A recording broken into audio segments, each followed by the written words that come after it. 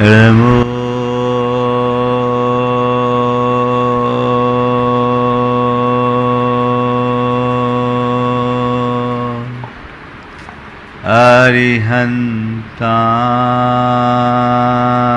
अरिहन्ताणं नमो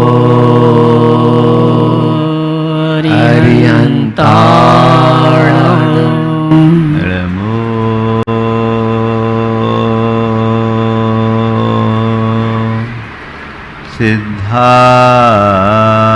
सिद्धाणं नमो सिद्धाणं नमो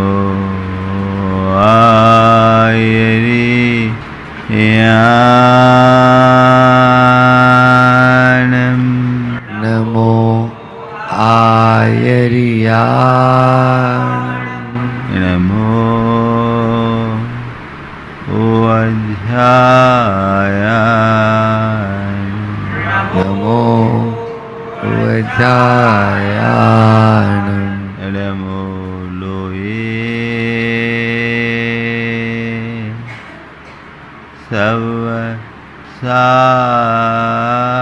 सवसाहुनं नमो लोये सवसाहुनं एषो पञ्चनमोयारो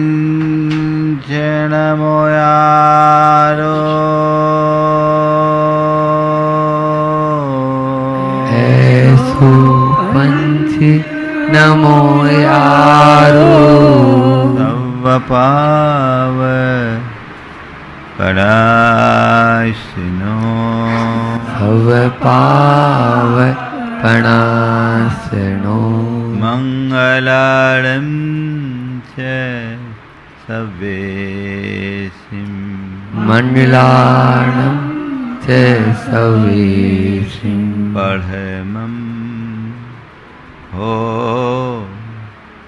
मङ्गलम् परमं होय मंगलम्। जय बोलो देवादिदेव खजराट श्री भगवान महावीर स्वामी की जय। अहिंसा परमो धर्म की जय। परम पूज्य आचार्य गुरुवर श्री विद्यासागर जी महाराज की जय। बोले परम पूज्य आचार्य परम श्री समय सागर जी महाराज की जय। आज गुरु नाम गुरु ज्ञान सागर जी महाराज का समाधि दिवस है। जब मैं कहूँ कि मैंने आचार्य ज्ञान सागर जी महाराज को देखा है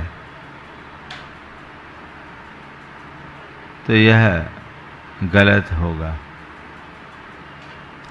और यदि मैं कहूँ कि मैंने उन्हें नहीं देखा तो यह भी सही नहीं होगा। ज्ञान सागर जी महाराज को देखा यह कहना गलत है, पर उन्हें नहीं देखा कहना भी सही नहीं है। मेरा मानना है कि ज्ञान सागर जी महाराज को मैंने ही नहीं हर उसने देखा जिसने परम पूज्य गुरुदेव विद्यासागर जी को देखा। ज्ञान और विद्या दोनों ही एक दूसरे के रूपांतरण है। ज्ञान सागर जी महाराज एक महान आचार्य थे। उनका व्यक्तित्व बहुत गहरा था।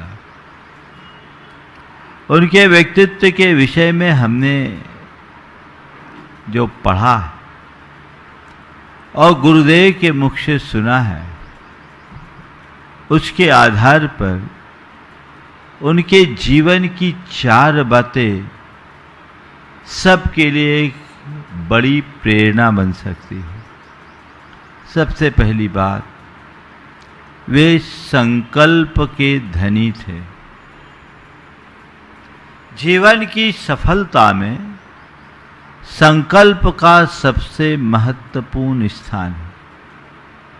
ज्ञान सागर जी महाराज दृढ़ संकल्पी, बल्कि मैं कहूँ वज्र संकल्पी थे। उनके पिता सेठ चतुर्भुज जी का अल्प आयु में ही अवसान हो गया। वे अपने भ्राता लक्ष्मी नारायण जी के साथ गया में अपने भाई साहब के साथ गया में एक प्रतिष्ठान में नौकरी कर रहे थे। उम्र उस समय उनकी 14 साल की थी। गणेश प्रसाद जी वर्णी शाद्वाद विद्यालय के छात्रों के साथ वहां पहुंचे। उनका एक सम्मेलन था। शाद्वाद महाविद्यालय के बच्चों को देखकर उनकी ज्ञान पिपासा जाग गई और उनके मन में भाव जगा कि मैं नौकरी छोड़कर शाद्वाद महाविद्यालय में पढ़ूं। यद्यपि उस समय की विषम पारिवारिक परिस्थितियों के कारण ये निर्णय उनके बड़े भैया को अनुकूल नहीं लगा, लेकिन फिर भी इन्होंने अपनी भावना और दृढ़ता के बल पर उन्हें अपनी बात से सहमत किया और ज्ञान में पारंगत बनने का संकल्प लिया। भूरामल जी की साधना यात्रा यहीं से शुरू होती। वे वर्णी जी के साथ वाराणसी आ गए। शाद्वाद महाविद्यालय से उन्होंने शास्त्री तक की पढ़ाई की। पढ़ाई के काल में भी वे दृढ़ अध्यवसायी थे। संकल्प के धनी तो थे ही, दृढ़ अध्यवसायी, लगनशील, परिश्रमी, मेहनती। वे पढ़ते थे, वहां सारी व्यवस्थाएं निःशुल्क थी, लेकिन उनका मन कहता था कि मेरे जैसे युवा को दूसरों पर आश्रित रहना ठीक नहीं। वे पढ़ाई के अतिरिक्त समय को बचाकर गंगा के घाट में जाकर गमछा बेचते थे और गमछा बेचकर जो उससे आय होती थी वो संस्था को चुकाते थे। उनके मन में एक ही बात थी कि मैं किसी पर भार न बनूं, जितना बन सके धरती का भार उतारूं। बहुत लगन से उन्होंने पढ़ाई की। उस समय शाद्वाद महाविद्यालय में पंडित कैलाश चंद सिद्धांत शास्त्री, पंडित जगन मोहन लाल सिद्धांत शास्त्री, पंडित फूलचंद सिद्धांत शास्त्री जैसे दिग्गज और धुरंधर विद्वान भी पढ़ते थे, जो उनसे कनिष्ठ थे, जूनियर थे। वो लोग बताते थे वाचनाओं में ज्ञान सागर जी महाराज की प्रतिभा, प्रखरता और अध्यवसायता शीलता को, उनकी परिश्रमशीलता को। वो अपना एक पल भी व्यर्थ नहीं जाने देते। हम सबको सीखना चाहिए क्षण क्षण का सदुपयोग। ज्ञान सागर जी महाराज के जीवन का ये अनुपम वैशिष्ट्य था। वो पढ़ते थे। पढ़ाई के काल में उनके मन में एक भाव जगा कि मैं जैन साहित्य का अध्ययन करूं और जैन साहित्य ही पढ़ूं। वाराणसी में, काशी, ब्राह्मण विद्वानों का वर्चस्व। वहां कोई भी ब्राह्मण विद्वान जैन व्याकरण और जैन साहित्य पढ़ाने के लिए तैयार नहीं हुआ। एक बार वे किसी विद्वान के पास अपना साहित्य लेकर गए कि आप मुझे जैन साहित्य पढ़ाओ, तो उन्होंने अवमानना और तिरस्कार के भाव से उसे फेंक दिया और कहा, जैनों के पास साहित्य है कहाँ जो मैं तुम्हें पढ़ाऊं। कार्य कर लिया। तब पंडित अंबादास जी शास्त्री नाम के एक उदार विद्वान थे, वो भी ब्राह्मण थे लेकिन सांप्रदायिक अभिनिवेश से मुक्त थे। उन्होंने उन्हें पढ़ाया और उसके बाद उन्होंने शास्त्री की परीक्षा उत्तीर्ण की। शास्त्री की पढ़ाई के बाद वो चाहते तो आचार्य और न्यायाचार्य, व्याकरणाचार्य, साहित्याचार्य, सिद्धांताचार्य सब पढ़ सकते थे, लेकिन उनकी एक मान्यता थी कि परीक्षालयी पाठ्यक्रमों से अर्जित ज्ञान की अपेक्षा स्वाध्याय से उत्पन्न ज्ञान ज्यादा प्रभावी होता है। उन्होंने डिग्री नहीं ली, लेकिन आज उनके साहित्य पर बड़े बड़े लोग डिग्री पा रहे हैं। वो शास्त्री के बाद सतत स्वाध्याय में लग गए और स्वाध्याय के साथ साधना में, आराधना में वे जहां भी गए उनकी ज्ञान पिपासा या ज्ञानाराधना कभी शिथिल नहीं हुई। उन्होंने बच्चों को पाठशाला भी पढ़ाया, तो मुनियों, आर्यिकाओं, यहां तक कि आचार्यों को भी अध्ययन कराया। ये इनका व्यक्तित्व था। वीर सागर जी महाराज और शिव सागर जी महाराज के संग में वे जैन दर्शन के अध्यापक थे, ब्रह्मचारी अवस्था में, क्षुल्लक अवस्था में। धर्म सागर जी वगैरह सब पढ़े उनसे, आर्यिका ज्ञानमती को भी पढ़ाया। उस समय इनके बराबर ज्ञानी कोई नहीं था। लोग इनके ज्ञान का लोहा मानते थे। उन्होंने उस संकल्प को साकार किया। वीरोदय, जयोदय, सुदर्शनोदय, भद्रोदय, समुद्रदत्त चरित्र जैसे 5 महाकाव्यों का सृजन करके उन्होंने केवल संकल्प ही नहीं लिया, अपने संकल्प को साकार भी किया। उन्होंने जो महाकृतियां लिखी वो अद्भुत है। सबसे पहले ज्ञान सागर जी महाराज के ऊपर एक शोध प्रबंध लिखा कुमारी किरण टंडन ने। कुमायूं विश्वविद्यालय नैनीताल से उन्होंने अपना शोध लिखा। उनके शोध का विषय था महाकवि ज्ञान सागर के काव्य एक अध्ययन। पढ़ना, महाकवि ज्ञान सागर के काव्य एक अध्ययन। उसमें उन्होंने जो बात लिखी आज मैं उद्धृत करना चाहता हूं।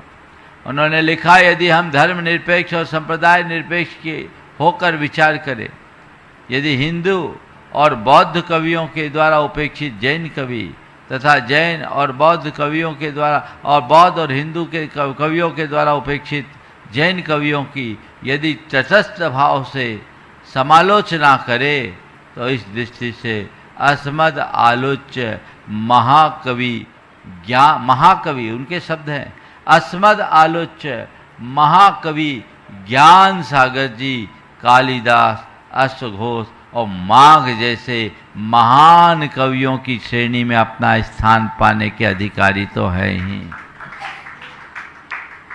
अनुप्रास और यमक अलंकार में तो उन्होंने कालिदास को भी पीछे छोड़ दिया। विद्वानों ने कालिदास, अश्वघोष और माघ को बृहत्त्रयी की संज्ञा। आधुनिक शोधों के बाद जब ज्ञान सागर जी महाराज के काव्यों की उससे तुलना की गई, तो विद्वानों ने अपनी अवधारणा बदली और कह दिया बृहत्त्रयी नहीं, बृहत चतुष्टयी होगी। ये इतना बड़ा कार्य जो पिछले 1500 सालों के ज्ञात इतिहास में नहीं हुआ, वो काम आचार्य ज्ञान सागर ने कर दिखाया। ऐसे साहित्य का सृजन करके डॉक्टर सत्यव्रत शास्त्री दिल्ली लाल बहादुर शास्त्री विश्वविद्यालय के कुलपति होते। आपके गंज बासौदा के एक बहन है, आराधना बहन, उन्होंने ज्ञान सागर जी महाराज पर शोध किया। जयोदय महाकाव्य का शैली वैज्ञानिक अध्ययन, उसका वायवा इसी बरकतुल्लाह विश्वविद्यालय में हुआ। उस वायवा लेने के लिए वो यहाँ आए। वायवा लेने आए तो आज ज्ञान सागर जी के साहित्य को तो पढ़ा ही होगा। उन्होंने पूरा वायवा लेने के क्रम में उस बहन से एक सवाल किया कि वर्तमान में ज्ञान सागर जी महाराज कहाँ है। आज से 20 साल 25 साल पुरानी बात कर रहा हूं। ज्ञान सागर जी महाराज कहाँ हैं? तो बहन ने कहा उनकी तो समाधि हो गई, वो नहीं है, उनके शिष्य आचार्य विद्यासागर जी। वो बहुत दुखी हुए और उन्होंने कहा कि काश यदि आज वे यहां होते तो हम उन्हें धरती पर पैर नहीं रखने देते। इतना ज्ञान गंभीर, ऐसी वाग्मिता ज्ञान सागर जी में थी। वो किसके बल पर हुई? उनके संकल्प के बल पर हुई, उनके अध्यवसाय के बल पर हुई, उनके परिश्रमशीलता के बल पर। तीसरी बात, मुझे तय समय में बात पूरी करनी। वे एक अच्छे साधक थे। आचार्य महाराज बताते हैं कि वे अपनी चर्या क्रिया में सतत अप्रमत्त रहते थे। इतना सब कुछ करने के बाद भी अपने कर्म में कहीं पीछे नहीं रहते। इतने बड़े बड़े साहित्य का सृजन कर दिया, विरोदय और जयोदय काव्य ऐसे ही रखा हुआ था। पंडित हीरालाल जी शास्त्री आए, उन्होंने उसे उलट पुलट कर देखा, कहा महाराज इतनी बड़ी इतनी महान कृति आपने लिख रखी है और इसे ऐसे छोड़ रखी है, ये तो प्रकाशन के योग्य है। ज्ञान सागर जी महाराज ने बड़ी निष्प्रहता से कहा, मैं साधक हूं, प्रचारक नहीं। मैं साधक हूं, प्रचारक नहीं। मैंने अपना काम कर दिया, अब आपको अपना काम करना आप जानो। तब उसके प्रकाशन की योजना बनी। वे निष्प्रहता और विनम्रता की मूर्ति थे। उनके मन में रंच मात्र किसी के प्रति आसक्ति नहीं थे। अंत में उन्होंने अपने पद का परित्याग कर ज्ञान सागर जी महाराज ने गुरुदेव को आचार्य पद पर अधिष्ठित किया। मैं सोचता हूँ ज्ञान सागर जी महाराज मुनि थे। उन्होंने आचार्य महाराज को मुनि अवस्था में दीक्षा दी। 82 साल की उम्र में उन्होंने आचार्य महाराज को लगभग 81-82 साल की उम्र में दीक्षा दी और दीक्षा के 1 साल बाद 83 में उन्होंने लगभग 83 वर्ष की अवस्था में आचार्य पद लिया।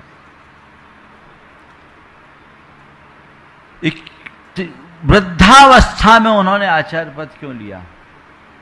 2 साल 3 साल बाद तो छोड़ ही दिया। क्यों लिया? मुनि बने रहते, क्या जरूरत थी? हाँ, 72 में नहीं, 69 में आचार्य पद कब लिया? उनकी 69 में आचार्य बने, 69 में आचार्य बने, 72 में दे दिया और 73 में समाधि हो गई। क्यों? मुझे एक ही बात दिखती है कि उन्हें आचार्य विद्यासागर के भीतर उभरने वाला विशाल वटवृक्ष दिख रहा था। उन्हें लग गया था कि आज मैं आचार्य बनूंगा तो आने वाले समय में श्रमण संस्कृति को एक ऐसा आचार्य दे पाऊंगा जो पूरे संस्कृति के आचार का प्रवर्तक होगा। अगर ज्ञान सागर जी महाराज आचार्य नहीं बने होते तो क्या आज हमें आचार्य विद्यासागर मिलते? उन्हें अपने पद की कोई चाह नहीं थी, लेकिन उन्होंने अपने शिष्य के कद को पहचान लिया था, उसके लिए पद लिया। और पद लिया भी और पद दिया भी। यह उनके व्यक्तित्व की अनूठी विशेषता थी। अद्भुत उनका जीवन। ज्ञान सागर जी महाराज के ऊपर अनेक शोध प्रबंध लिखे गए। अनेक लोगों ने डीलिट की उपाधियां अर्जित की। 200 से अधिक अंतर्राष्ट्रीय स्तर पर शोध पत्र लिखे गए। आज सारे जगत में ज्ञान सागर जी का नाम स्थापित हो गया। यह उनकी जल कृति पर आचार्य विद्यासागर जैसे महान संत को जन्म देकर उन्होंने अपना स्थान इतिहास में अमर कर लिया। मैं कह रहा था कि साहित्य जगत में लगभग 1500 सालों में ऐसा कोई नहीं किया जो आचार्य ज्ञान सागर ने किया। तो मैं ये कह सकता हूँ आचार्य विद्यासागर जैसे महान संत को दीक्षित करके भी उन्होंने जो काम किया वो पिछले अनेक शताब्दियों में नहीं हुआ। ऐसा आचार्य पिछले अनेक शताब्दियों में न तो हुआ है और न आगे होने वाला है। ऐसे महान गुरुनाम गुरु आचार्य ज्ञान सागर जी महाराज का ये समाधि दिवस हम सबके लिए बहुत बड़ी प्रेरणा देता है। वो ज्ञान के सागर थे, उन्होंने ज्ञान की आराधना की और न केवल ज्ञान की आराधना की अपितु ज्ञान का फल भी पाया। समाधि ही ज्ञान आराधना का मूल फल है जिसे उन्होंने अच्छे से अर्जित किया। विधि पूर्वक अपने पद का परित्याग करके लगभग 9-10 महीने की साधना की और शरीर का परित्याग किया। 30 जून 1973 ज्येष्ठ कृष्ण अमावस्या नसीराबाद की वह गर्म घड़ी, प्रचंड गर्मी, उसमें भी 4 उपवास के साथ उन्होंने संलेखना धारण की। आचार्य गुरुदेव बताते हैं कि वे उस समय भी बहुत जागरूक और अप्रमत्त रहते थे और उनकी अप्रमत्तता को परखने के लिए कभी कभी कुछ पाठ सुनाते समय वे जानबूझकर अशुद्ध बोल देते थे। जैसी अशुद्धि निकलती वे तुरंत टोक देते। जब तक उनसे बोलते बना बोल के टोके, जब नहीं बोल पाए इशारे से टोके और जब इशारा करने में भी शिथिलता आने लगी तो आंख के पलकों से उन्होंने अपनी बात कही। ऐसे गुरुनाम गुरु ज्ञान सागर जी महाराज के लिए मैं क्या कहूँ, इतना ही कहूँगा कि ज्ञान का सागर ही विद्या सागर में ढला है। ज्ञान का सागर ही विद्या सागर में ढला है। अमृत वही है, कुंड बदला है। ज्ञान का सागर ही विद्या के सागर में ढला है। अमृत वही है, कुंड बदला है। ये कुंड बदला और आज वह गुरुदेव हमारे बीच नहीं है, लेकिन उनकी छाया, उनका आशीर्वाद आज भी हम सब में समाया हुआ है और वही हमारी प्रेरणा है, वही हमारी शक्ति है।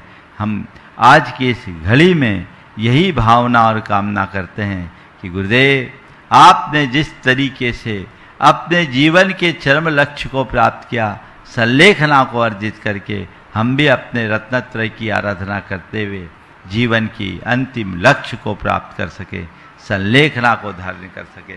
बंधुओं, ज्ञान सागर जी के माध्यम से एक नए क्रम की शुरुआत हुई। पहले जो पंडित होता था वो त्यागी नहीं होता था और जो त्यागी होता था वो विद्वान नहीं होता था। ज्ञान सागर जी महाराज विद्वान भी थे और त्यागी भी थे। तब से एक नई व्यवस्था और नई परंपरा चली। आचार्य श्री के माध्यम से उन्होंने उन्हें त्यागी भी बनाया और विद्वान भी बनाया और उसके परिणाम स्वरूप आचार्य विद्यासागर ने जो परिपाटी चलाई वो विद्वान साधुओं की बनाई, विद्वान त्यागियों की बनाई। ये ज्ञान और वैराग्य की मैत्री का एक अच्छा मौका है। हम सबके जीवन में ऐसी ही भावना जागे और हम अपने जीवन के चरम और परम लक्ष्य को हासिल कर सके।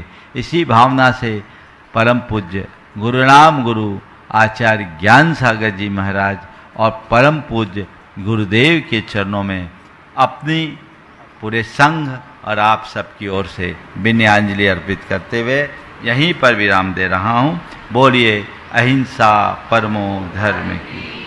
जय बोलो देवादिदेव 1008 श्री भगवान महावीर स्वामी। जय जय जय। अहिंसा परमो धर्म की। जय जय जय। परम पूज आचार्य गुरुवर श्री विद्यासागर जी। जय जय जय। आचार्य श्री समय सागर जी महाराज की, पूज मुनिवर श्री प्रमाण सागर जी महाराज की, पूज मुनिवर श्री संधान सागर जी महाराज की, समस्त मुनि संघ की नमस्ते।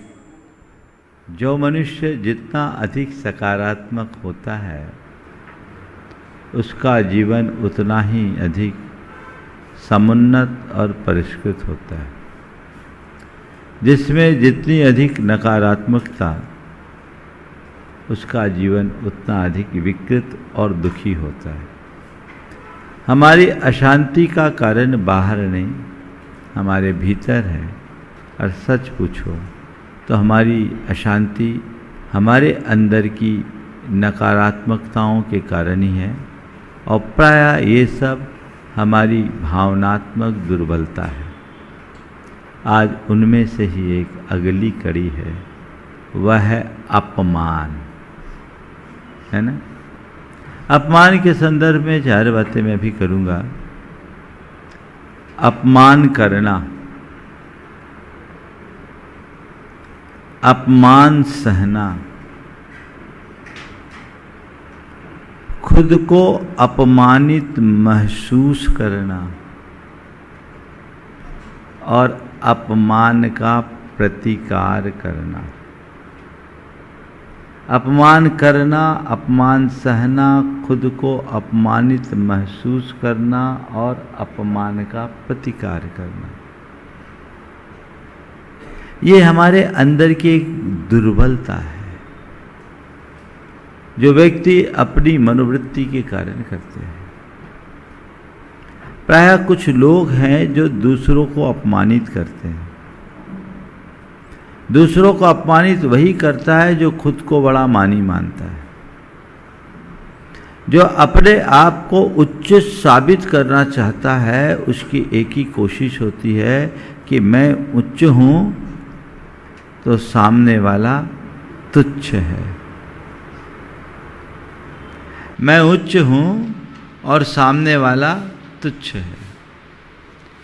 और यही मनोवृत्ति व्यक्ति को भीतर से दुखी करती है।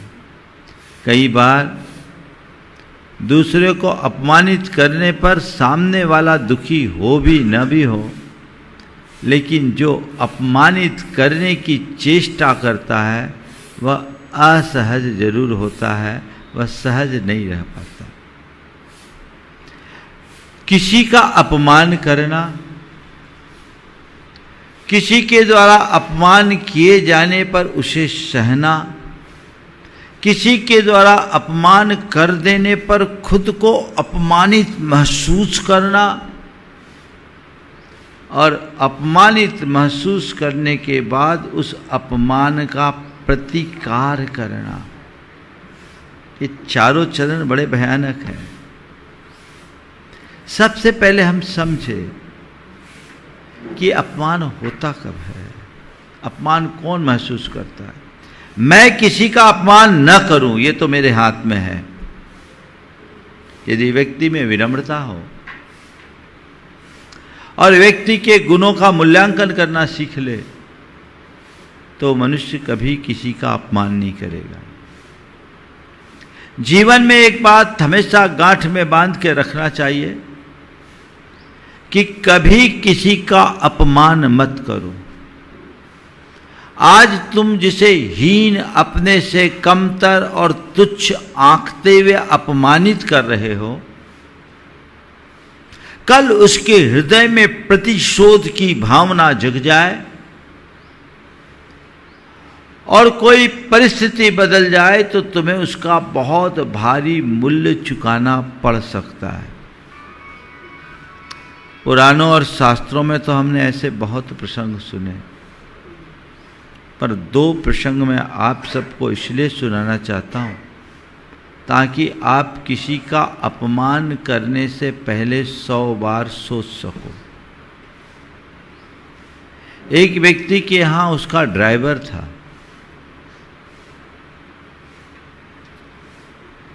मालिक ने ड्राइवर को अपमानित किया, तिरस्कृत उपेक्षित किया।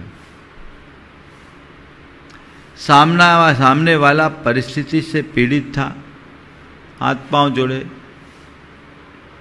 एडजस्ट हुआ। फिर दोबारा एक दिन अपमान करके उसे निकाल ही दिया, नौकरी से निकाल तो दिया गुस्से में, पर आदमी के बिना तो आपका काम नहीं चलता। वो थोड़े दिन फिर आया, हाथ पांव जोड़कर वापस नौकरी में अपने आप को रख लिया।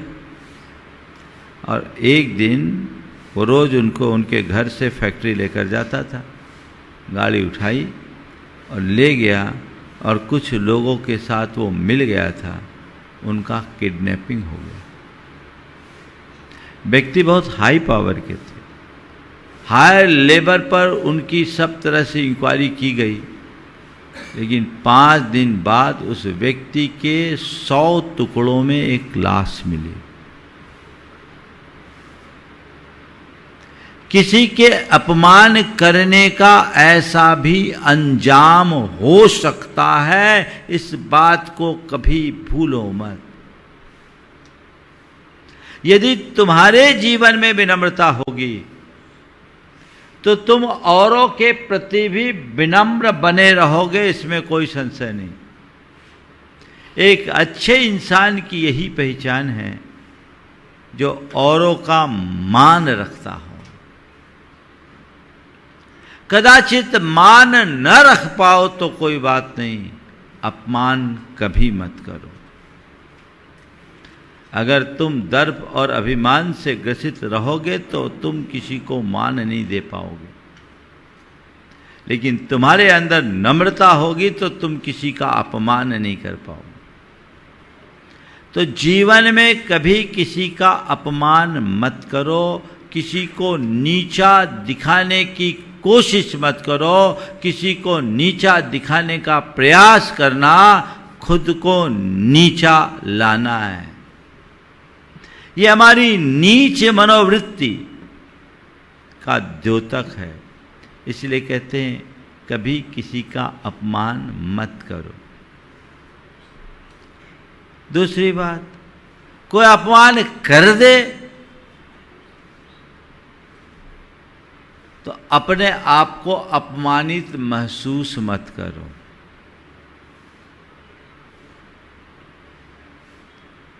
स्वयं को अपमानित, किसी का अपमान करना तो मान है ही, खुद को अपमानित महसूस करना भी अपमान है, मान है। अपमान क्या है? हमारे मन में अपमान की भावना तब आती है जब हम, कौन अपमान महसूस करता है? जो अपने आत्मसम्मान का आधार जो है वो बाहरी सम्मान पर टिका देते हैं। जो मनुष्य अपने आप, जिसके आत्मसम्मान का आधार बाहरी सम्मान पर टिकेगा, वो हमेशा अपने आप में अपमान का अनुभव करेगा। मान क्या है? दूसरों के शब्दों या व्यवहार से तुच्छता का अनुभव,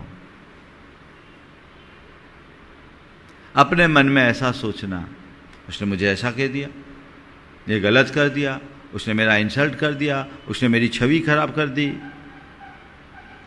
ऐसे कोई भी शब्द जो हमें स्वीकार नहीं होते, वो जब हम अपने अंतरंग में अनुभव करने लगते हैं तो अपने मन में अपमान जैसा लगता है। अरे मैं इतना बड़ा आदमी, मेरे लिए ऐसा बोल दिया, उसने मुझे सोचा नहीं, जाना नहीं मैं क्या हूं।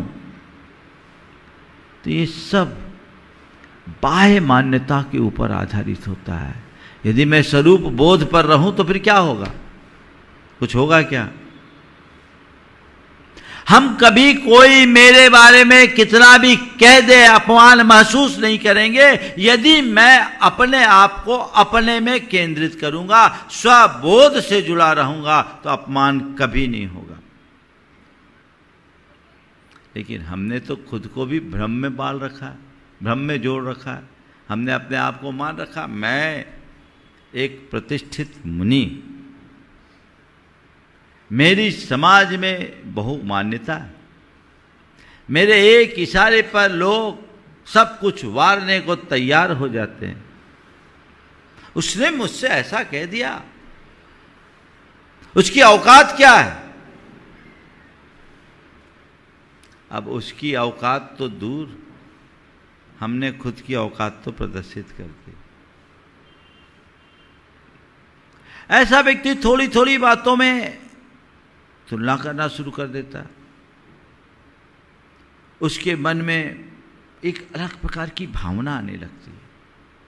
तो जब जब हम अपने आत्मसम्मान का आधार बाहर ढूंढेंगे, अपने आप को अपमानित महसूस करने लगेंगे, क्योंकि जैसी हमारी अपेक्षा है उसकी पूर्ति हो ये कोई जरूरी नहीं है। कई बार गलत व्यवहार होने पर हम अपने आप को अपमानित महसूस करते हैं तो है ही, कई बार अपेक्षा के अनुरूप सम्मान न मिलने पर भी अपने आप को अपमानित महसूस करते। देखो कैसा होता है। सभा में आए, 4 जनों को बुला लिया, आप रह गए, अरे मेरा अपमान हुआ। होता है? बोलो भैया तेरा कौन सा अपमान हुआ? तुमसे किसी ने कुछ बोला, तुम्हारे लिए कोई अनुचित व्यवहार किया, बस इतना। अरे मेरे को नहीं बुलाया, उनको बुला लिया जिनकी कोई औकात नहीं। हाँ, एक स्थान पर मैं था, एक बड़ा कार्यक्रम था, कार्यक्रम बहुत टाइट था, शेड्यूल बना हुआ था, जो संचालन कर रहे थे उनके हाथ में सारी व्यवस्थाएं थी।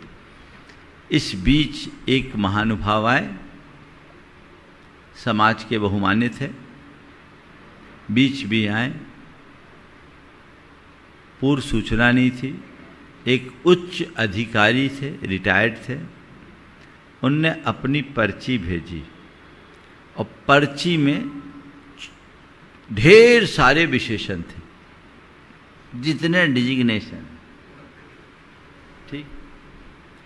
अब वो सारे लिख करके उनने भेजा खुद की राइटिंग में, संयोजक को बोलो मुझे बुलाए। संयोजक मेरे पास आए, चूंकि कार्यक्रम पूरा बहुत टाइट था और मैंने कह रखा था कि कोई भी एक्स्ट्रा प्रोग्राम मेरे निर्देश के बिना मत जोड़ो। मुझसे पूछा महाराज जी ये आए? हमने बहुत अच्छी बात है भाई, बुला लो उनको। बोले इतना सारा लिखा? बोले सीधे नाम लेके बुला लो। अब नाम लिया, भाई साहब उठे नहीं।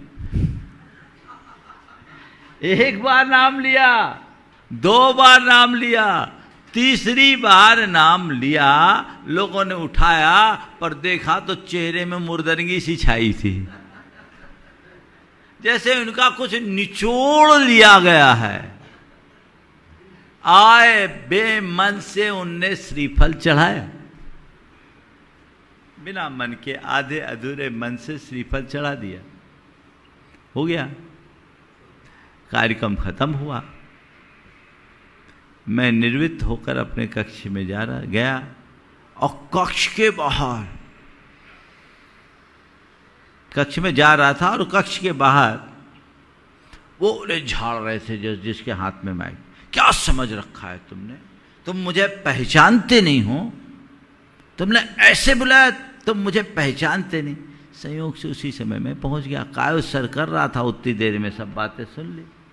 मैंने उनसे कहा भाई साहब जरूर इनने आपको पहचानने में भले भूल कर दी, पर मैं तो आपको पहचान गया कि आखिर आप क्या हो।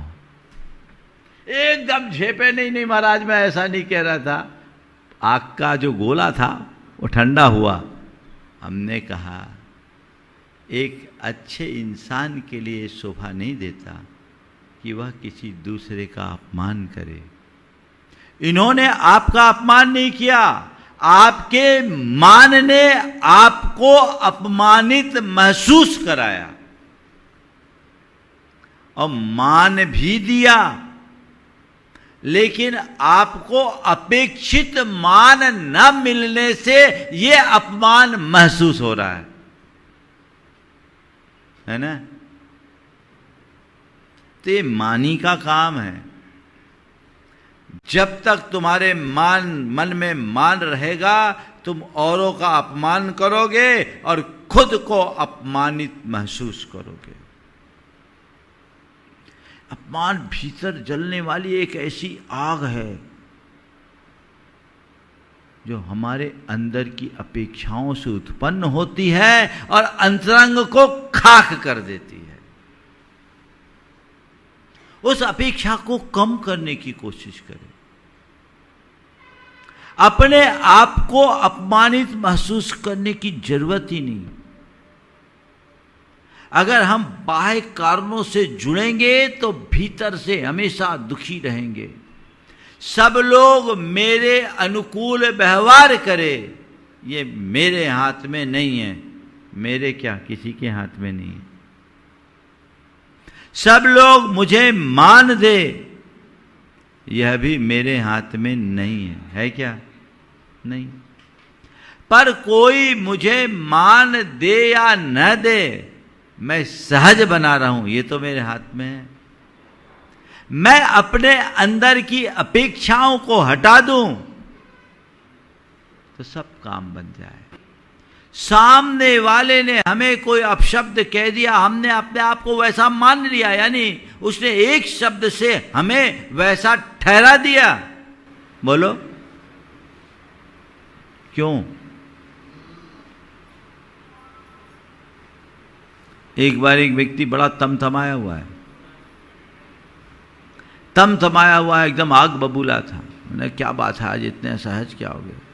बोले महाराज बहुत गड़बड़ हो गया, सहन नहीं हो। क्या हुआ क्या, ये तो बताओ। बोले उसने मुझे गधा कह दिया। बोले तुम गधा हो क्या? नहीं महाराज मुझे गधा कह दिया। तो हमने कहा उसने तो गधा कह दिया, पर तुमने अपने आप को गधा बना लिया। उसका नाम था अमित कुमार। बोले तुम्हारा नाम क्या? बोले अमित कुमार। मैंने कहा कोई तुम्हें सुमित कुमार बोल करके बुलाएगा तो आओगे क्या? बोले कैसे आऊँगा महाराज, मैं तो अमित हूँ। तो हमने कहा जब तुम अमित हो, गधा तो नहीं हो, तो फिर गधा बोला तो तुमने क्यों सुन लिया कि मुझे गधा बोला? यानी उसने गधा बोला या ना बोला, तुमने अपने आप को गधा मान लिया, और जो अपने आप को गधा मान लिया वो गधा है ही। और ऐसे भी बता देता हूं, तुम सब गधे हो। बुरा लगेगा? गधा का मतलब क्या है? गधा से गधा बना, जिसकी गलत धारणा वो गधा है। गधा मतलब जिसकी गलत धारणा हो वो गधा है। ऐसे मैं आपको गधा नहीं बोलूँगा, आप सब बहुत बुद्धिमान लोग हो। मैं क्यों बोलूँ? मैं तो, मेरे सामने कोई गधा आए ना तो मैं भी उसे गधा बोलने की जगह हम बैसाख नंदन बोलना ज़्यादा पसंद करूँगा, है ना। रासब बोलना ज़्यादा पसंद करूँगा। बहुत सारे शब्द हैं, जो शब्द चुभे वह कभी किसी को मत बोलो, और कोई कितने भी चुभने वाले शब्द बोले, अपने आप को उससे प्रभावित रखने की कला विकसित करो। अपमानित महसूस मत करो, किसी को अपमान मत करो, किसी का अपमान मत करो। और कोई कितना भी अपमानित करने की कोशिश करे, अपने आप को अपमानित महसूस मत करो। पर क्यों होते अपने आप में अपमानित महसूस? 4 कारण दिखते। पहले प्रशंसा की अपेक्षा। पहला कारण क्या है? प्रशंसा की अपेक्षा। मन में ऐसा लगता है कि सामने वाला मुझे अप्रिशिएट करेगा, और खासकर जहां आप ऐसी अपेक्षा लेकर के जाते हैं और सामने वाले ने आपकी प्रशंसा के 2 शब्द नहीं बोले तो क्या होता है? बोलो। खलबली। महाराज खलबली नहीं, अंदर आग लग जाती है। होता है। बर्दाश्त कर लो, पचा लो। अरे कैसे कर दे, उसने तो मेरे साथ ऐसा कर दिया, उसने तो मेरे साथ वैसा कर दिया। ये सब कषाय का उफान है। सारी महाभारत केवल इस वजह से होती है। अगर लोग एक दूसरे को मान देना शुरू कर दे तो अपमान होगा ही नहीं। और अगर लोग अपने आप को अपमानित महसूस ना करें तो अपमान करने वालों से कोई फर्क नहीं पड़ेगा। हंसकर टालिए। कोई कितना भी बोले, कोई फर्क ही नहीं पड़े। और आप देखिए, आपके सामने भी दो तरह के लोग आते हैं, किसी को आप कुछ भी बोल दो कोई फर्क नहीं पड़ता, और किसी को छोटी छोटी बातें भी चुभ जाती है। जिस आदमी को बोलने से फर्क नहीं पड़ता, उसके प्रति आपकी लाइकिंग कैसी रहती? अरे ये तो बिल्कुल भोला आदमी है, भद्र आदमी है, गौ आदमी होता है।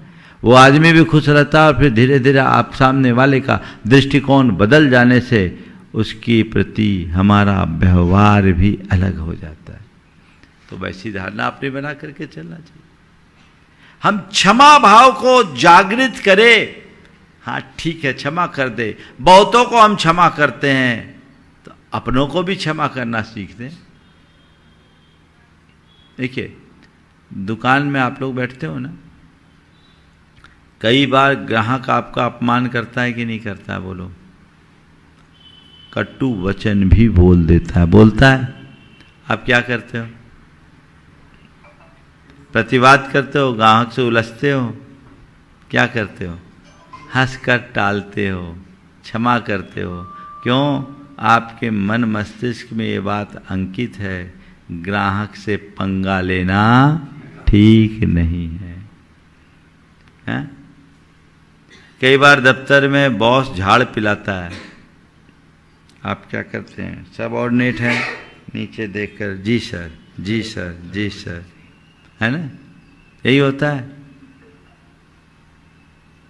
हालांकि ये हो सकता है कि ऊपर से तो जी सर कह रहे हैं, अंदर उस अपमान का उसके बिना काम चलेगा नहीं, चलेगा नहीं। अगर आपके अंदर सही क्षमता है तो आप उसको भी एक प्रक्रियागत बात मानकर पचा लोगे। लेकिन यदि आपके मन में ऐसा नहीं है तो आप उसे गांठ बना लोगे, अब वो गड़बड़ हो जाएगा। तीसरी बात, हर बात की प्रक्रिया विवेक पूर्वक करना। विचार करके, विवेक करके प्रतिक्रिया करो कि यहां मेरे बोलने का अंजाम क्या होगा।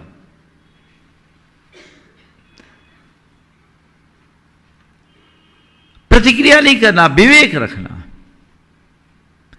और करना भी है तो विवेकपूर्ण प्रतिक्रिया करना।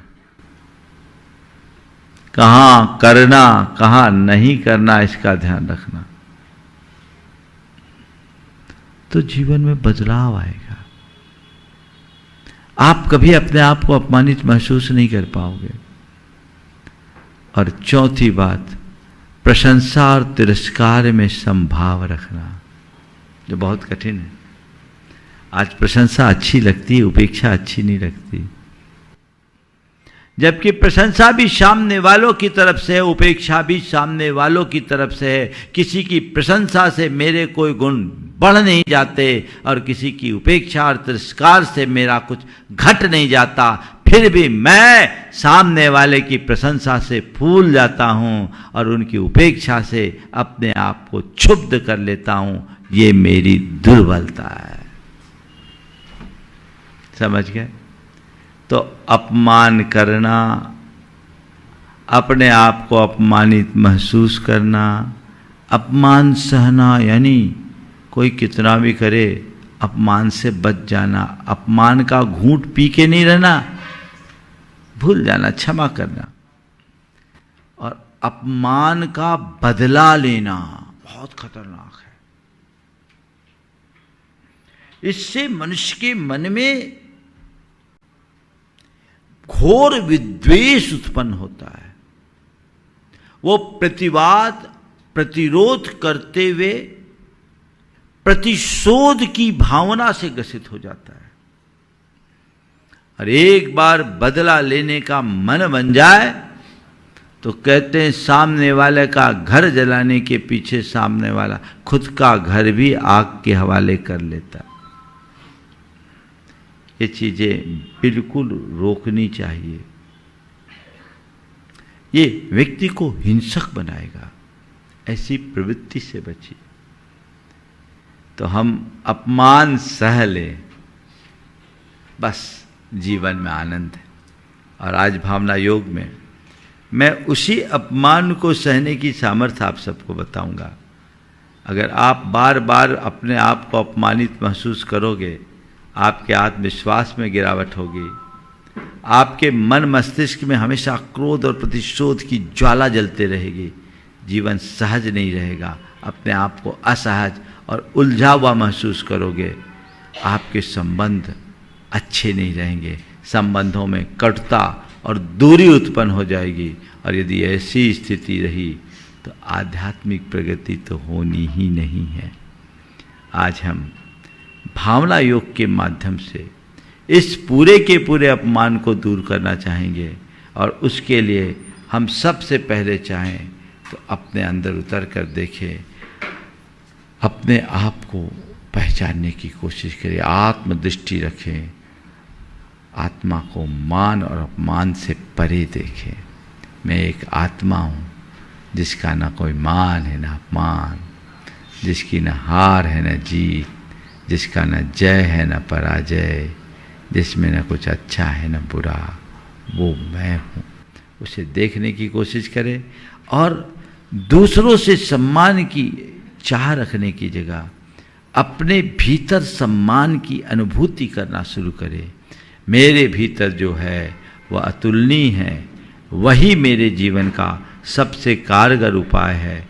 मैं उसे अपने जीवन में ध्यान में रखूं तो अपने जीवन में एक बहुत बड़ा भाव उत्पन्न हो सकता है और उसके बदौलत मैं अपने जीवन को अग्रतर भूमिका में पहुंचा सकता हूं, जीवन को आगे बढ़ा सकता हूं। नियमित भावना योग करेंगे तो ये क्षमता आएगी।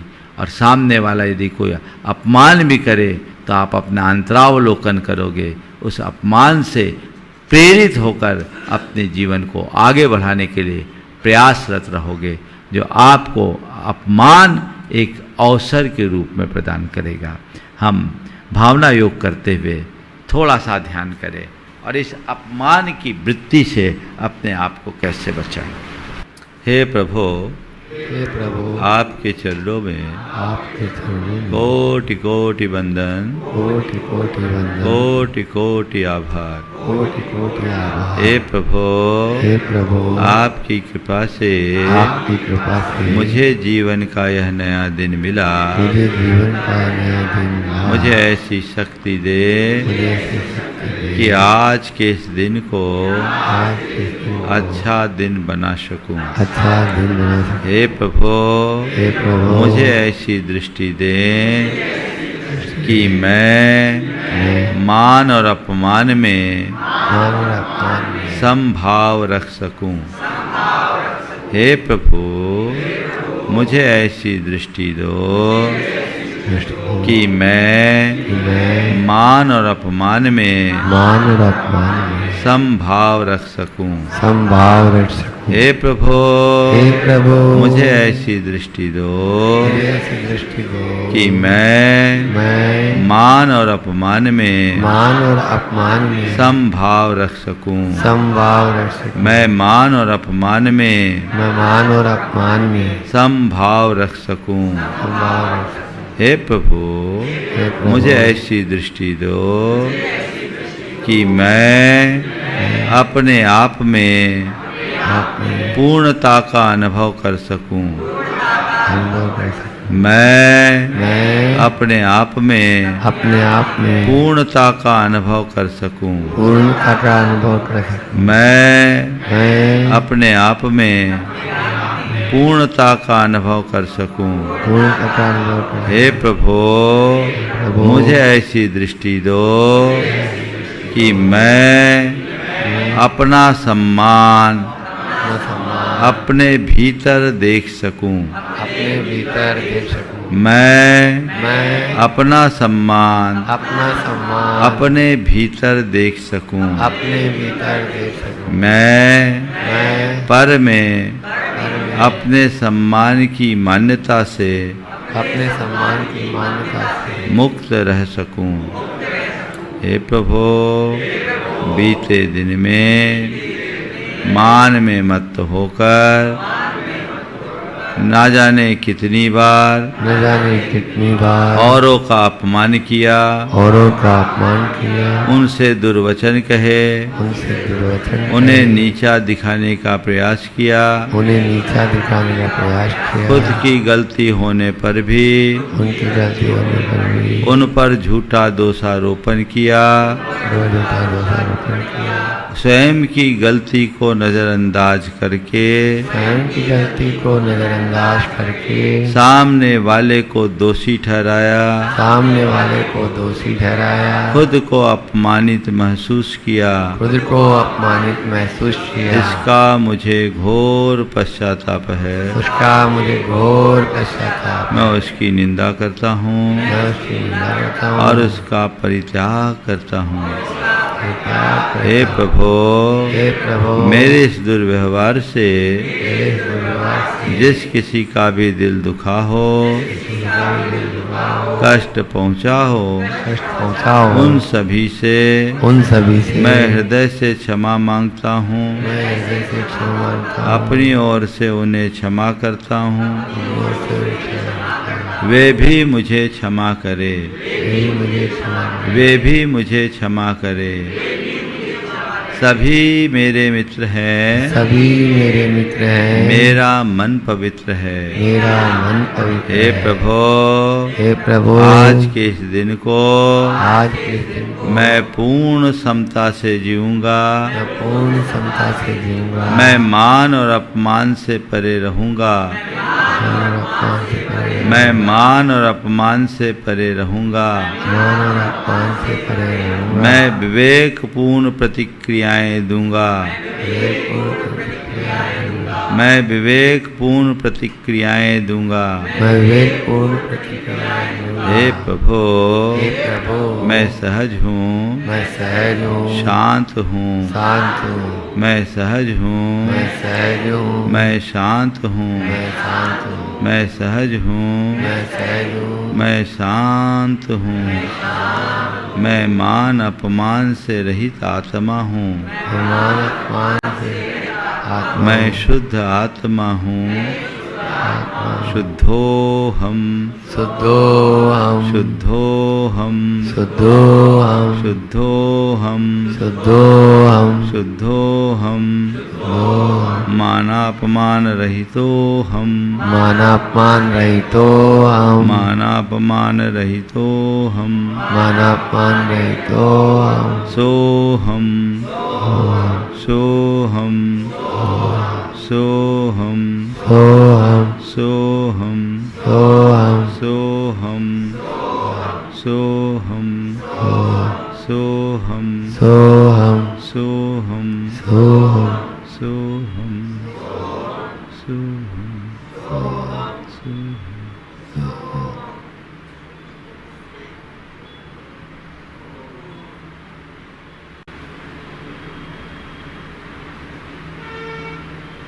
ऐसा ध्यान करें कि मैं एक एकांत स्थल पर बैठा हूँ और सहज शांत। एक ओर मुझ पर फूल बरसाया जा रहा है, दूसरी ओर से पत्थर फेंके जा रहे हैं, पर फूल और पत्थर दोनों मुझसे भिन्न हैं, मुझसे दूर गिर रहे हैं और मैं प्रशंसा के फूल और आलोचनाओं के पत्थरों से मुक्त हूँ। मान के फूल और अपमान के पत्थरों से रहित हूँ। मैं मानापमान से रहित हूँ। मानापमान रहितो हम, मानापमान रहितो हम। आत्मस्थो हम, आत्मस्थो हम, आत्मस्थो हम, शुद्धो हम, शुद्धो हम, शुद्धो हम, सो हम, सो हम, सो हम, सो हम, सो हम, सो हम।